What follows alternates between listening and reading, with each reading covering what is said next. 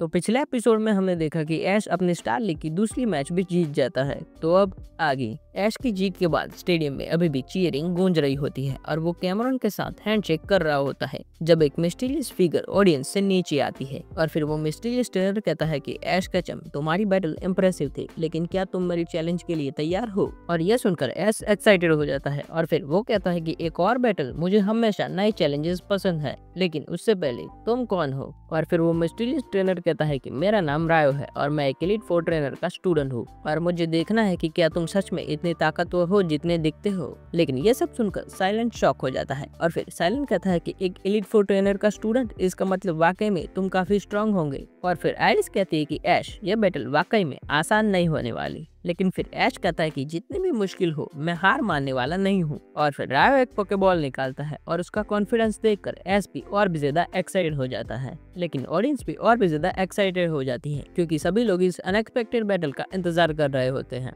और फिर स्टेडियम दोबारा लाइट अप होता है और सभी लोग एक्साइटेड होते हैं ऐश और नए चैलेंजर की बैटल देखने के लिए। और फिर रेफरी कहता है कि ये एक 1-on-1 बैटल होगी और दोनों ट्रेनर्स अपना एक पोकेमॉन चूज करेंगे। और फिर ऐश इस बैटल के लिए अपने चारिज़ार्ड को चुनता है और फिर एक पावरफुल रोर के साथ ऐश का चारिज़ार्ड बैटलफील्ड पर आता है। और फिर रायो कॉन्फिडेंस स्माइल देता है और कहता है कि इम्प्रेसिव, लेकिन ये क्या मेगा एवोल्यूशन को फेस कर पाएगा?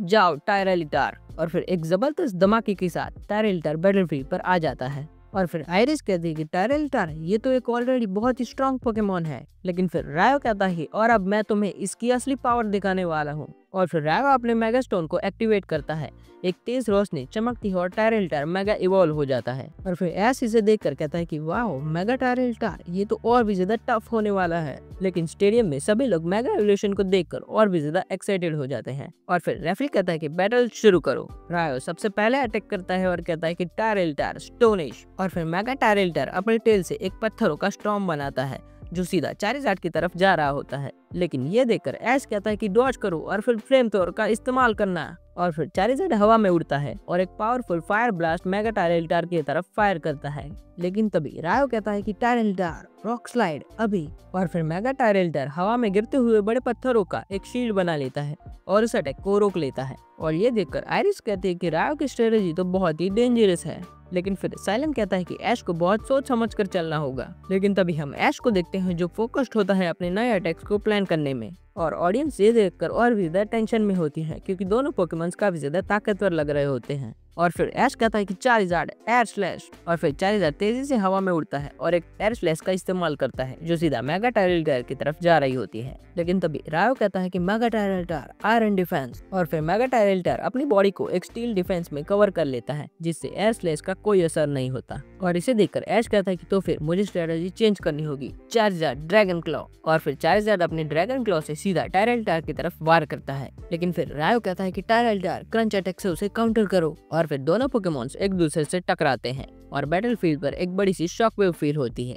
लेकिन मेगा टायरेलिटार का क्रंच अटैक सीधा जाकर चारिज़ार्ड को लगता है और चारिज़ार्ड उस अटैक का इम्पैक्ट झेल लेता है। लेकिन फिर ऐश कहता है कि चारिज़ार्ड स्काई अटैक का इस्तेमाल करो। और फिर चारिज़ार्ड अपने पूरी ताकत लगाकर हवा में उड़ता है और स्काई अटैक का इस्तेमाल करता है। लेकिन दूसरी तरफ रायो भी अपने मेगा टायरेलिटार को कहता है कि टायरेलिटार थंडर पंच। और फिर मेगा टायरेलिटार भी अपनी थंडर पंच का इस्तेमाल कर सीधा चारिज़ार्ड की तरफ बढ़ रहा होता है। और फिर दोनों एक दूसरे से एक बार फिर से टकराते हैं। लेकिन तभी रायो कहता है कि टायरेलिटार डार्क पल्स अभी। और फिर टायरेलिटार एक पावरफुल डार्क पल्स का इस्तेमाल करता है जो सीधा चारिज़ार्ड की तरफ बढ़ रही होती है। लेकिन इसे देखकर ऐश कहता है कि चारिज़ार्ड ओवरहिट से इसे काउंटर करो अभी। और फिर चारिज़ार्ड अपनी पूरी ताकत लगाकर ओवरहिट का इस्तेमाल करता है। लेकिन फिर ये दोनों अटैक्स एक दूसरे से टकराते हैं जिससे एक बड़ा सा एक्सप्लोजन होता है और स्टेडियम में स्मोक फैल जाता है और सब चिंतित होते हैं कि कौन सा पोकेमॉन पहले खड़ा होगा। लेकिन फिर चारिज़ार्ड धुएं के अंदर से बाहर निकलता है और वो अब भी लड़ने के लिए तैयार होता है। और तभी ऐश कहता है कि अभी मौका है चारिज़ार्ड मेगा इवॉल्व। और फिर चारिज़ार्ड मेगा इवॉल्व हो जाता है मेगा चारिज़ार्ड एक्स में।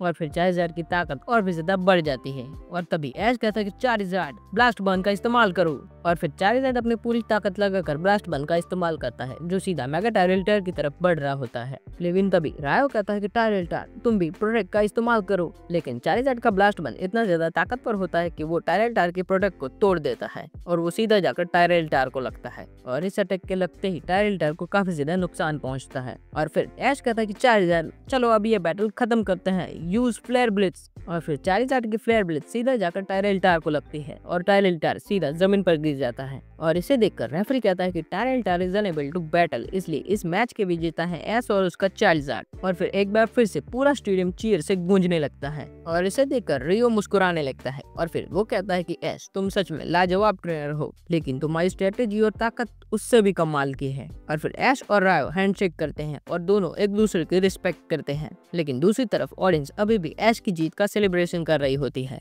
और फिर ऐश, आयरिस, साइलेंट, गो और क्लोई एक्साइटमेंट से डिस्कस कर रहे होते हैं और तभी क्लोई कहती है कि ऐश सच में तुम काफी ज्यादा ताकतवर हो चुके हो। और फिर गो कहता है कि ऐश तुम्हारी बैटल हमेशा देखने में मजा आता है। और फिर ऐश मुस्कुराता है और कहता है कि मुझे स्ट्रांग बनना है, पोकेमॉन मास्टर का सफर अब भी खत्म नहीं हुआ। तो अब हम अगले एपिसोड में देखेंगे कि ऐश का नया चैलेंज कौन सा होता है और क्या ऐश उसे पार कर पाएगा या नहीं। तो जानने के लिए अगला एपिसोड जरूर से देखना। तो आज के लिए इतना ही, मिलते हैं अगली वीडियो में, तब तक के लिए गुड बाय।